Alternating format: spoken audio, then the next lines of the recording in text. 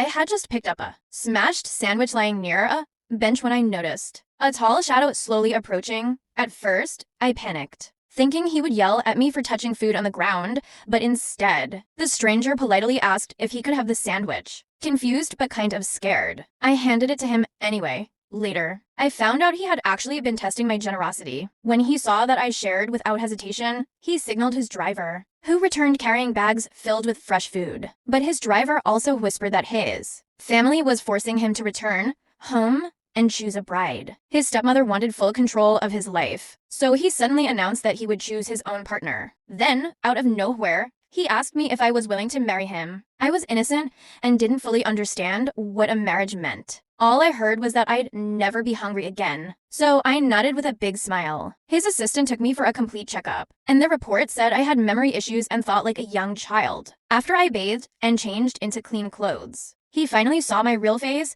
and was shocked by how gentle and pure I looked. Something about my simplicity made him strangely calm. Soon his assistant informed us that the engagement celebration was ready, and that the most powerful families in the city were waiting. He wanted everyone to know I was the only wife he would ever choose, and that everything he owned would one day belong to me. On the day of the event, he had to leave urgently for business. His stepmother seized the moment to humiliate me. A maid snatched the cookie I was eating and tossed it into the dog's bowl, innocently believing they were playing some kind of funny challenge. I picked it up and fed it to the maid and his stepmother. Their faces instantly turned stiff with rage.